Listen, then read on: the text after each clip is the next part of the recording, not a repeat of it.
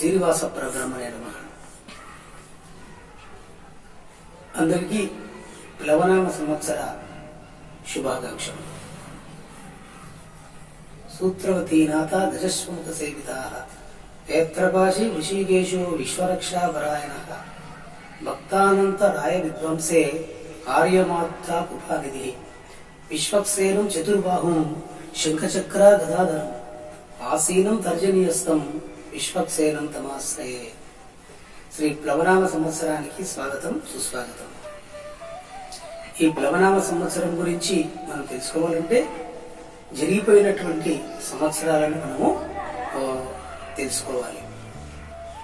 ఈ సృష్టి ప్రారంభం అయి చాలా రోజులు అవుతూ ఉన్నది. అందులో యుగయుగాల ప్రమాణాలు మనకందరికీ తెలిసినటువంటివి. కలియుగ ప్రమాణము 4,32,000 సంవత్సరములు.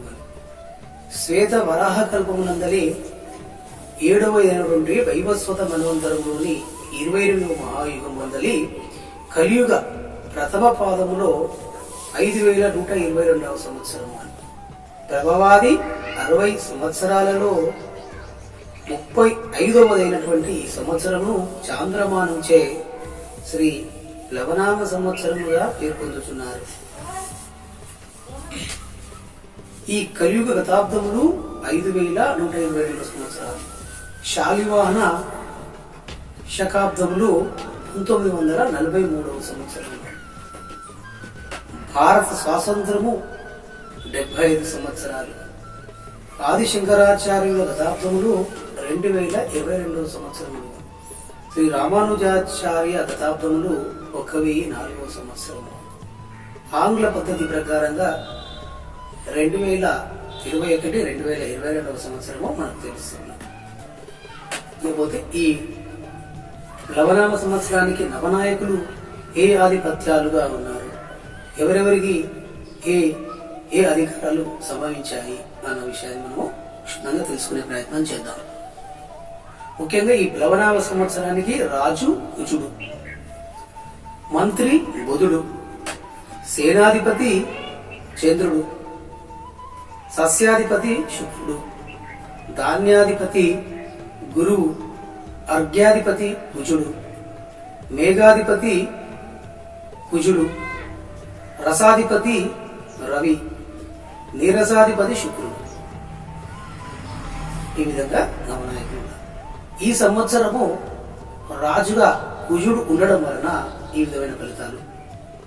354 రోజులు గల శ్రీ ప్లవనామ సంవత్సరంలో రాజు కుజుడుగా కావడం చేత చక్రంలో కేవలము 9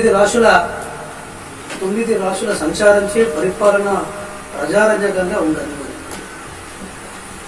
సమస్యను ఎదుర్కొనలేక అయోమయ స్థితిలో పరిపాలన సాగించదు అని. నిత్యం శత్రు సంఘర్షణతో పరిపాలన అంతా సాగుతుంది అని. కార్మిక కర్షక రంగాలలో తగినంత దృష్టి లేనందున పాలకులపై ప్రజలలో ద్వేషభావం పెరుగుతుంది. అలాగే అంతర్గత కలహాలను సృష్టించే వారిని మాత్రము పాలకులు తెలివితేటలతో తమదైన శైలిలో శిక్షించడం వలన మాత్రమే ప్రజలు కొంత సంతృప్తికరంగా ఉండగలరు. సంవత్సర ప్రారంభంలోనే కొద్ది గంటలే రాజు అయిన కుజుడు రాహుతో ఉండి తరువాత మిథున రాశిలోకి ప్రవేశం వెళ్ళడం వలన మళ్ళీ తిరిగి డిసెంబర్ 5 నుంచి జనవరి 16వ తేదీ వరకు కేతువుతో కలిసి వృశ్చిక రాశిలో కుజుడు ఉండడం వలన ప్లవనామ సంవత్సరంలో రాహుతో కొద్ది గంటలే ఉన్నప్పటికీ డిసెంబర్ జనవరిలో రాహుపై వీక్షణ ఏర్పడడం ఒక దేశానికి అనిష్టంగా చెప్పవచ్చు. ఎదుచే ప్రపంచవ్యాప్తంగా అలజడులు చాప కింద నీరులా ఉంటాయి. ప్రజలు అప్రమత్తంగా ఉండాలి అని ఈ ప్లవనామ సంవత్సరంలో మనము ఈ రాజు కుజుడు కావడం వల్ల అప్రమత్తంగా ఉండాలి అని మనకు తెలుస్తున్నాం. లేకపోతే మంత్రి బుధుడు మంత్రి అగుటం వలన మబ్బులు వాయువుతో కూడి ఉండును. ప్రజలు పాప కర్మల యందు ఆసక్తి కలిగి ఉందురు. మధ్యమ ఫలితాలు పొందదు.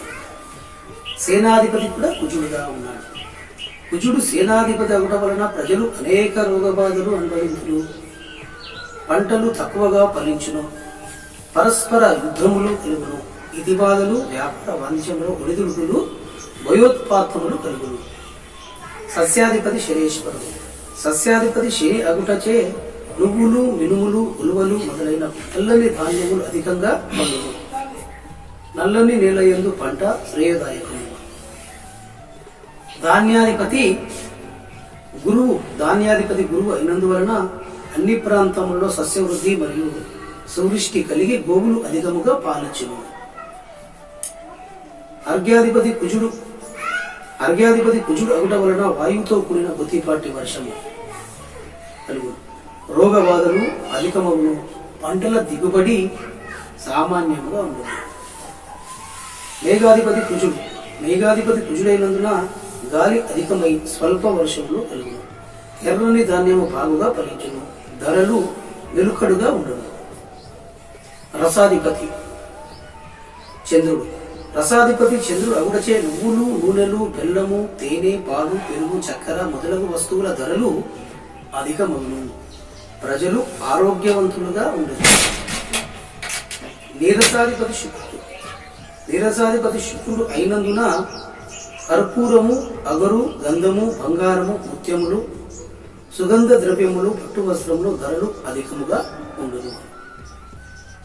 ఈ విధంగా మనకు నవనాయకుల ఫలితాలు మనకు తెలుస్తూ ఉన్నాయి. ఇకపోతే ఈ ప్లవనామ సంవత్సరంలో కాలము ఏ విధంగా ఉంది, ప్లవనామ సంవత్సరంలో వర్షం ఏ విధంగా ఉంది అనేది మనం తెలుసుకుందాం. ఈ సంవత్సరమున వర్ష జగర్లగ్నాధిపతులు కుజుడు మరియు గురువు.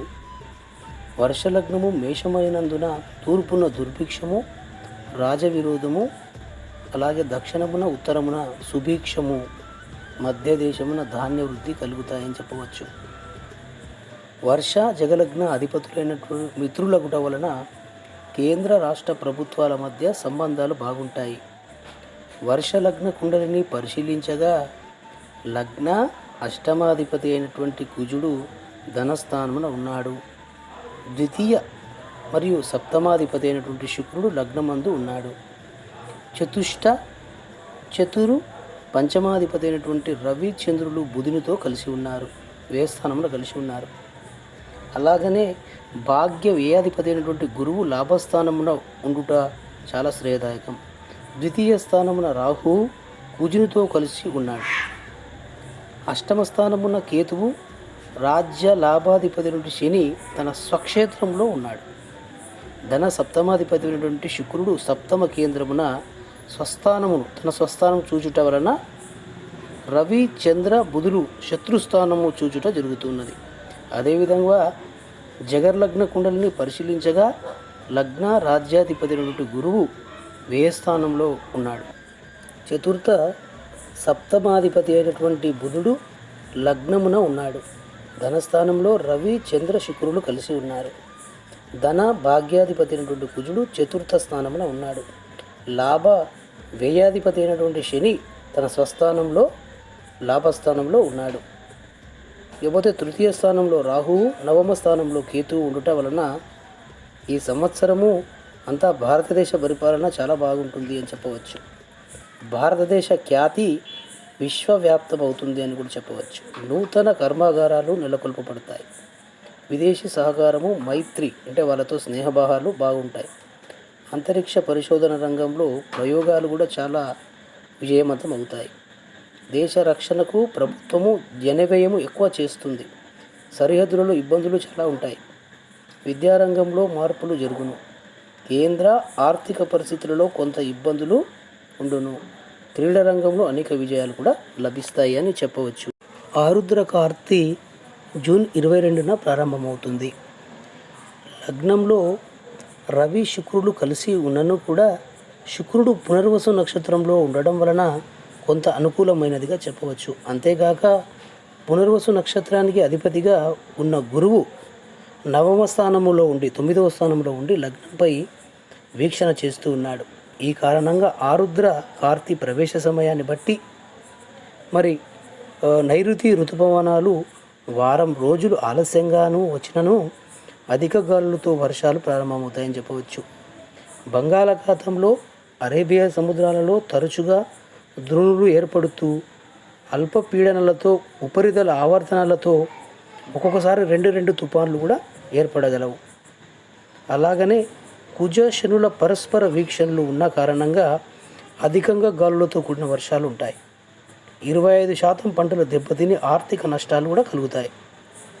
కనుక వ్యవసాయదారులు ఎరుపు రంగు పంటలకు అధిక ప్రాధాన్యం ఇవ్వాలి అని వారి ప్రాంతీయ భూస్థితులను బట్టి తగినటువంటి ఆలోచనలతోనే వ్యవసాయ ప్రారంభంలో ఆరంభం చేసుకోవచ్చు అని సస్యరక్షణ చర్యలతో ముందుకు వెళ్లాల్సిన అవసరం ఉందని చెప్పవచ్చు.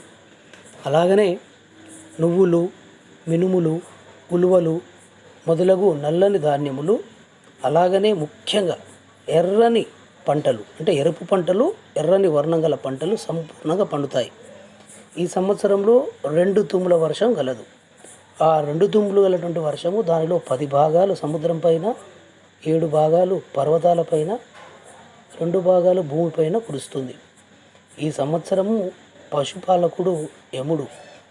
ఈ యముడు అగుట వలన స్వల్ప క్షీరము, స్వల్ప వృష్టి, పశువులకు నష్టము కలుగును. ఈ విధంగా మనకు వర్షాకాల స్థితిగతులు మనకు తెలుస్తూ ఉన్నాయి. గ్రహచార స్థితిగతులను పరిశీలన చేస్తే ఉద్రేక వాతావరణాలు, విపరీత అలజడులు, నాయకుల మధ్య విభేదాలు తారస్థాయిలో ఉంటూ వ్యక్తిగత కక్షలు పెట్టరేగిపోవును అని, ఆర్థిక మాంద్యం ఏర్పడును, పాలకులపై సామాజిక మాధ్యమాల ద్వారా చెడు ప్రచారాలు ఊపందుకుంటాయి. అస్తవ్యస్త పరిపాలనకు శ్రీ ప్లవనామ సంవత్సరం పెద్దపీట వేస్తుందని చెప్పవచ్చు. కేంద్రాన్ని పాలించే పార్టీ తెలుగు రాష్ట్రాన్ని తమ హస్తగస్తం చేసుకోవడానికి ప్రయత్నాలు ముమ్మరం చేస్తున్నటువంటిగా మనకు ఈ ప్లవనామ సంవత్సరం తెలుస్తుంది. మరికొన్ని రాష్ట్రాలలో కేంద్ర రాష్ట్ర ప్రభుత్వాల మధ్య ద్వేషపూరితమైనటువంటి వాతావరణము రాజుకుంటుంది అని చెప్పవచ్చు. నియంత పాలనలు ప్రారంభమవుతాయి. దేశంలో అక్కడక్కడ నియంత పాలనలు ప్రారంభమవుతాయి. ఇరుగు పొరుగు రాష్ట్రాల స్నేహ సంబంధాలు అనుకూలంగా ఉండవు. రాష్ట్రాల నడుమ, దేశాల నడుమ విరోధాలు అధికమవుతాయి. 4 రాష్ట్రాలలో అధికార పార్టీ వారు తమ అధికారాన్ని చేజార్చుకుంటారు. ఎన్నికలు ఎక్కడా జరిగిన హింసాత్మక సంఘటనలతోనే ముగియును. ఉగ్రవాద, తీవ్రవాద చర్యలను అరికట్టడానికి ప్రభుత్వాలు చర్యలన్నీ తీసుకున్నాను, ఫలితాలు మాత్రం శూన్యంగా ఉంటాయని. అసాంఘిక కార్యక్రమాల గతం కంటే ఈ ప్లవనామ సంవత్సరంలో చాలా ఎక్కువ సంఖ్యలో ఉంటాయని, రెట్టింపు అగును అని చెప్పవచ్చు. విదేశీ మారక విలువలు, ఎలక్ట్రానిక్ వస్తువుల ధరలు తగ్గును.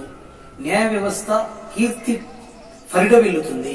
క్రీడా, విద్య, వైద్య రంగాలలో వింత చేష్టలు పెరుగుతాయి. రియల్ ఎస్టేట్ వ్యాపారం విశేషంగా రాణిస్తుంది. రక్షణ శాఖ, సినిమా, క్రీడా, వ్యవసాయ రంగములు సమస్యలతోనే నడుస్తూ ఉంటాయని చెప్పవచ్చు. నూతన ఆర్థిక సంస్కరణలు ప్రారంభమవుతాయి. అంతరిక్ష రంగంలో భారతదేశం ముందంజలోకి వస్తుందని మనము చక్కగా చెప్పవచ్చు. భూ సంస్కరణలు అభివృద్ధిలో ఉంటాయి. వాహనాలు అగ్నికి ఆహుతి కావటాలు, అపశృతితో విపరీత ఆస్తి నష్టాలు ఏర్పడుతూ ఉంటాయి. పలు చోట్ల శాంతి భద్రతలకు కూడా అదుపు తప్పి అలజడులు ఏర్పడును. ఆధ్యాత్మిక ముసుగులో కొంతమంది దోపిడీలు పెరుగును అని చెప్పవచ్చు. ప్రముఖ రంగాలన్నిటిలోనూ స్త్రీలు తారాపథంలో ఉంటారు. అంటే ఈ ప్లవనామ సంవత్సరంలో స్త్రీలకు చాలా బాగుందని చెప్పవచ్చు. పర్యాటక రంగం నూతన ప్రారంభాన్ని పెంచుకుంటుంది. సంగీత, సాహిత్య రంగాలన్నీ కూడా కొత్త ఒరవడిని సృష్టిస్తాయి. నిర్మాణ రంగాలలో అవినీతి హద్దులు దాటిపోతుంది. వ్యక్తులు చూపే ప్రేమాభిమానాలు వ్యాపార ప్రహసనంగా మారును. కృత్రిమ కొరత సృష్టించినందున నిత్యావసర వస్తువులకు రెక్కలుస్తాయి అని. కూరగాయలు, పాలు, పండ్లు, గుడ్లు పూర్తి స్థాయిలో లబ్ధినిస్తాయి అని. విలాసాలకు అలవాటు పడి రుణభారం పెంచుకొని దివాలా తీసి పరారయ్యే వ్యక్తులు ఈ ప్లవనామ సంవత్సరంలో అధికంగా ఉంటారని చెప్పవచ్చు. సరికొత్త ఆహారపు అలవాట్లచే అనారోగ్యం ప్రబలుతుంది అని. అంటే ప్రజలందరూ కూడా వింత ఆహారాలు తినడం వలన అనారోగ్య సమస్యలు ఎక్కువ అవుతాయని తెలుసు. గత సార్వరి నామ సంవత్సరం అందించిన వింత జబ్బులను శ్రీ ప్లవనామ సంవత్సరం కూడా స్వాగతిస్తుంది. అంటే ప్లవనామ సంవత్సరంలో కూడా జబ్బులు, కొత్త కొత్త రోగాలు వచ్చే అవకాశాలు ఉంటాయి. విదేశీ చదువులపైన, ఆన్లైన్ విద్యా వ్యాపారాలపైన మోజు పెరుగుతుందే తప్ప ఫలితాలు మాత్రం శూన్యంగా ఉంటాయని చెప్పవచ్చు. కమ్యూనికేషన్, ఇన్ఫర్మేషన్ టెక్నాలజీ విప్లవాత్మక మార్పులు రావడం శుభకరమైనను నేరాల సంఖ్య కూడా విపరీతంగా పెరుగుతుంది. బంగారం ధరలకు రెక్కలు వచ్చినను ఇక మనకు పాడి పరిశ్రమ విశేష అభివృద్ధిలో ఉంటుంది. చిన్న వ్యాపారులపై కూడా కార్పొరేట్ రంగాల కన్నుపడటంతో చిరు వ్యాపారులు తమ స్థాయిని కోల్పోతున్నారు. ఇకపోతే మనకు ఏ విధంగా తెలుగు రాష్ట్రాలకు విదేశీ పెట్టుబడులు తప్పగానే ఉంటాయి అని. విద్యా, వైద్య రంగాల్లో మోసాలు, కుంభకోణం వెలుగు చూస్తుంటాయి. టెక్నాలజీ దొంగలు పెచ్చు మీరుదులు. అసలుతో షేర్ బిజినెస్ చేసేవారు జాగ్రత్తలు తీసుకోవాలి. మొత్తం మీద శ్రీ ప్లవనామ సంవత్సరంలో ప్రజలు సుఖశాంతులతో శాంతి సౌభాగ్యాలకు, పండుగలకు, పబ్బాలకు, శుభకార్యాలకు, పరంపరలకు దూరం అవుతుంటారని చెప్పవచ్చు. శాంతి భద్రతలు పలుచోట్ల అదుపు తప్పుతుంటాయి. భారతీయ సంస్కృతి సాంప్రదాయాలకు పెద్దపీట వేస్తామని చెప్పే దొంగ స్వాములు నా దోపిడీలు పెరుగుతాయని. ప్రజలు సమయంతో ఉండలేరు. పాఠకులు తమ ఇష్ట దైవాలను ప్రార్థన చేస్తూ సద్భావనతో ఉండడానికే ప్రయత్నించండి అని. సర్వే జనా సుఖినో భవంతు. సమస్త సన్మన్ సుమేరో ఊర్ధ్వద్విభాగే తవర్తాఖ్య ప్రజాయతే. సువృష్టి పూర్వ సస్వృద్ధి సేంద్ర చాప సగర్జిత అని. ఈ ప్లవనామ సంవత్సరంలో ఆవర్తన నామం గల మేఘం వలన సువృష్టి కలుగును అని. ఉరుములు మెరుపులతో కూడిన వర్షములు కురుస్తాయి అని మనకు తెలుస్తుంది. అంటే ఈ సంవత్సరంలో ఆవర్తన అనే మేఘము ఉత్పన్నమై అది వివిధ రూపాలలో వచ్చి అనేక రకాలుగా ఉరుములతో, మెరుపులతో కూడినటువంటి వర్షాలు కురుస్తాయని మనకు చక్కటి ప్లవనామ సంవత్సరం యొక్క ఫలితం చెప్తూ ఉంది. ఆ యొక్క మేఘం ఏ విధంగా కురుస్తుంది? 6 యోజన విస్తీర్ణం శతయోజన ఉన్నతం అని. అడకస్య ప్రమాణంతు దేవమానైన గణ్యతే అని. దశభాగ సముద్రేషు పర్వతేషు చ సప్తచ ద్వైభాగే భూవిపర్జన్య స్థేనం వర్షతి చ త్రిదా అని. అంటే ఈ యొక్క ఆవర్తనం అనే మేఘము 6 యోజనములు గల విస్తీర్ణము 100 యోజనములు ఉత్పన్నమైనది అయిన ఆడకము దైవమానమైనది అని. ఈ మేఘము 10 భాగములు సముద్రము పైన, 7 భాగములు పర్వతాల పైన, 2 భాగములు మాత్రమే భూమి పైన వర్షం కురుస్తుంది అని మనకు చక్కగా ఈ ప్లవనామ సంవత్సరంలో తెలుస్తుంది. అలాగనే 16 భాగాలలో ఉన్నటువంటి పంట 7 భాగముల పంట సమృద్ధిగా పండును అని.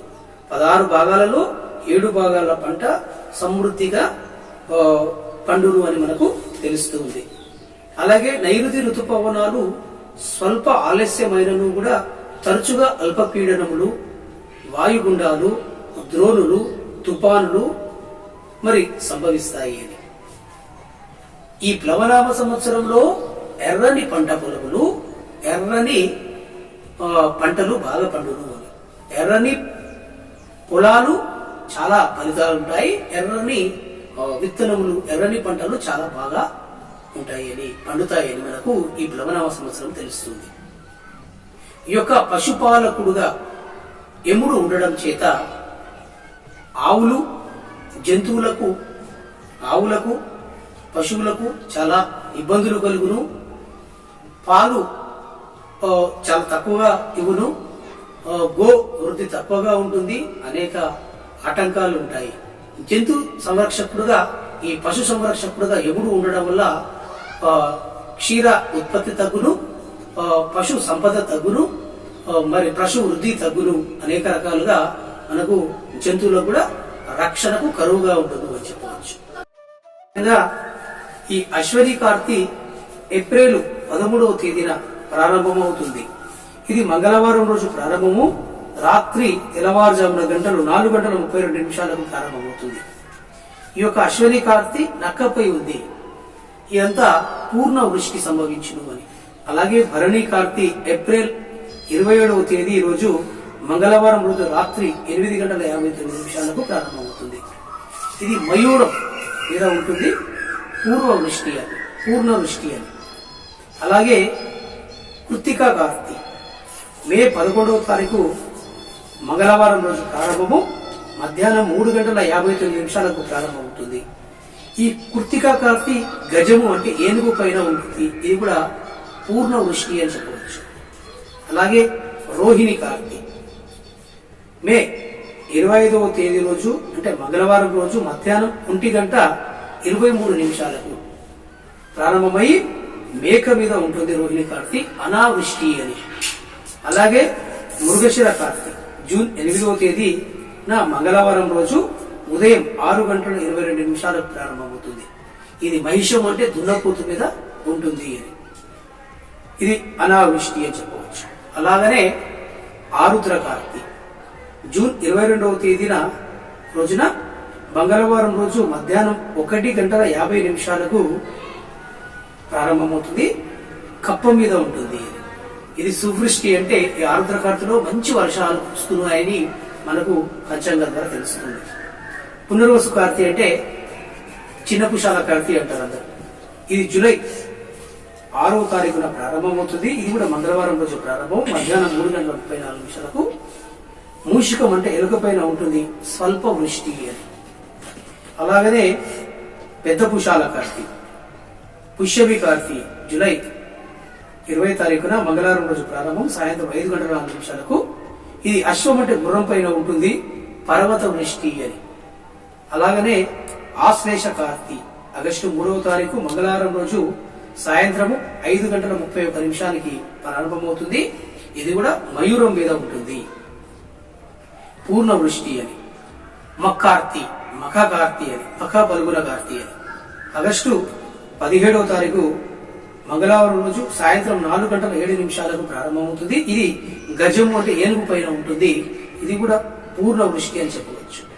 ఇకపోతే పుబ్బా కార్తీ ఆగస్టు 31వ తారీఖు మంగళవారం రోజు మధ్యాహ్నం 12:35 ప్రారంభమవుతుంది. ఇది మేక పైన ఉంటుంది, అనావృష్టి అని చెప్పవచ్చు. ఉత్తరా కార్తీ అంటే ఉత్తరా బల్గుని కార్తీ, ఇది కూడా సెప్టెంబర్ 14వ తారీఖు రోజున మంగళవారం రోజు ప్రారంభమై ఇక 6:23 ప్రారంభమై మహిషం మీద ఉంటుంది. ఇది కూడా అనావృష్టిగా మనం చెప్పవచ్చు. హస్తాకార్తీ సెప్టెంబర్ 27వ తారీఖున సోమవారము ప్రారంభమవుతుంది. మృగశిర అది నక్క మీద ఉంటుంది, పూర్ణ వృష్టి. చిత్తాకార్తీ మయూరం మీద ఉంటుంది. స్వాతి కార్తీ గాడిద మీద ఉంటుంది, మధ్య వృష్టి అని.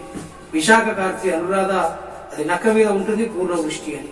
అనురాధ కార్తీ ఎలుక మీద ఉంటుంది, స్వల్ప వృష్టి.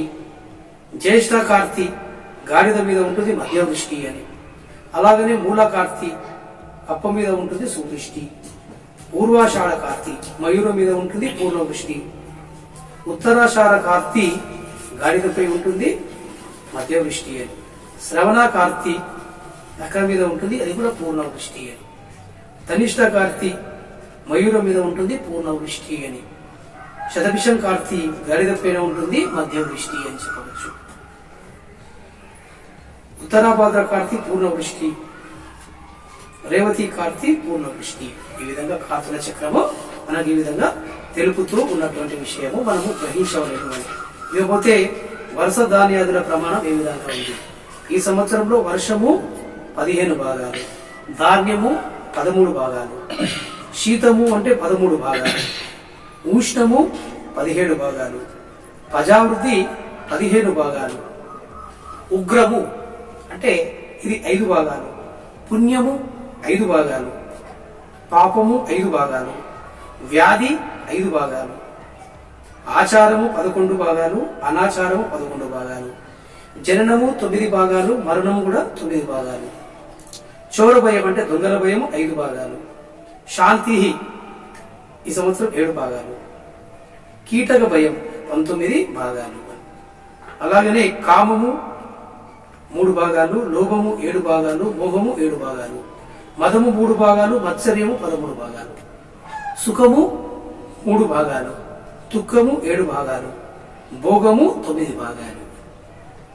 అలాగనే ద్వేషము 7 భాగాలు, పురుష ఉత్పత్తి 19 భాగాలు, స్త్రీ ఉత్పత్తి 9 భాగాలు, భయము 3 భాగాలు, సత్యము 19 భాగాలు, అసత్యము 5 భాగాలు, విశ్వాసము 7 భాగాలు, అవిశ్వాసము 9 భాగాలు, న్యాయము 10 భాగాలు ఉంటే అన్యాయము 17 భాగాలు ఉంది.